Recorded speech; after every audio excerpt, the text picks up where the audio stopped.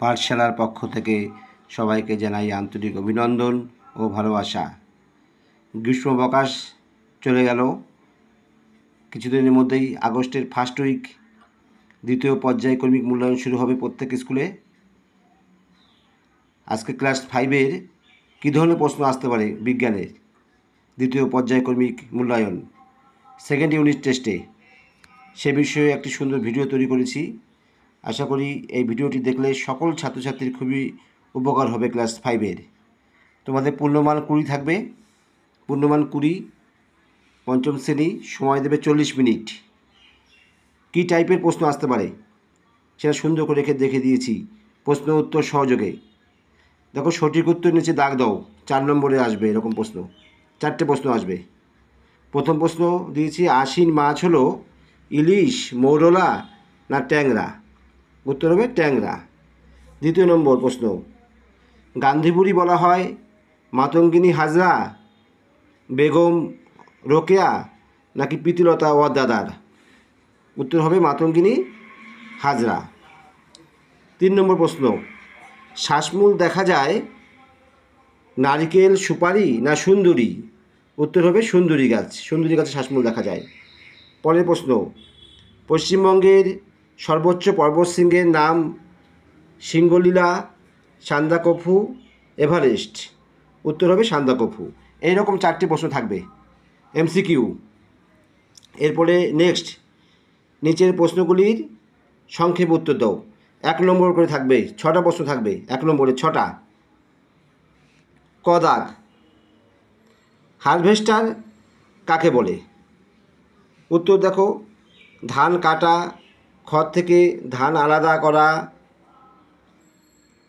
এক জায়গায় জড়ো করা, এই সকল কাজ করাকে একসঙ্গে ইংরেজিতে বলে হারভেস্টিং।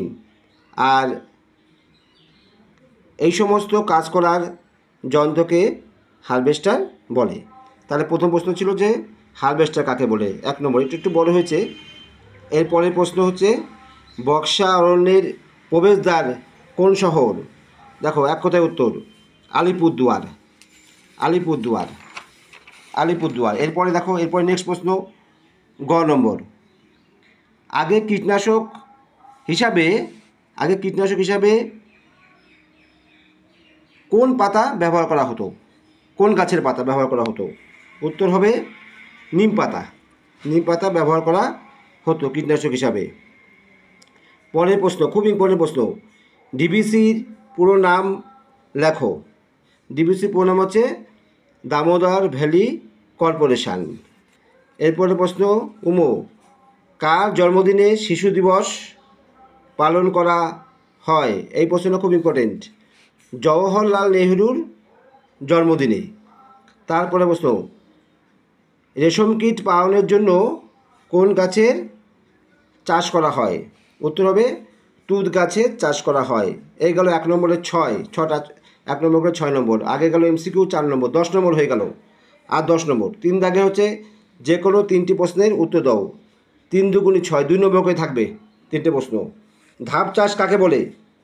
পাহাড়ি অঞ্চলে সিঁড়ির মতো জমি তৈরি করে চাষ হয়, এভাবে চাষ করাকে বলে ধাপ চাষ। পরের প্রশ্ন, নিত্যবহ নদী কাকে বলে? যে সমস্ত নদীতে সারা বছর জল থাকে সে সমস্ত নদী বরফ গলা জলে পুষ্ট, তাদের নিত্যবহ নদী বলে। পরের প্রশ্নের পর গ দাগের, বোলপুর ও চিত্তরঞ্জন কেন বিখ্যাত? দেখো, প্রথম হচ্ছে বোলপুর। বোলপুর শান্তিনিকেতনে রবীন্দ্রনাথ ঠাকুরের আশ্রম বিদ্যালয় প্রতিষ্ঠা করেন।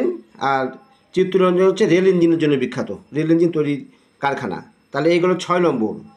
এবার আসবে শূন্যস্থান পূরণ করো 4 নম্বরের, 4টি 4, 1 গুণ 4, 4 4, 4টে আসবে। দেখো, প্রথমে, বনে খাদ্য পেলে বাঘ ড্যাশ আসে না, লোকালয়ে আসে না। উত্তর হবে লোকালয়ে আসে না। পরের প্রশ্ন, হলদি নদী ড্যাশ নদীতে মিশেছে? উত্তর হবে হুগলি নদীতে মিশেছে।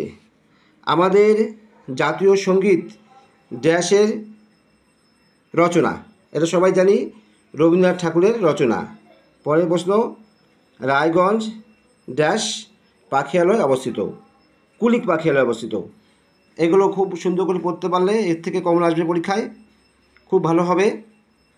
এগুলো ভালো করে comment, subscribe and share. Thanks for watching.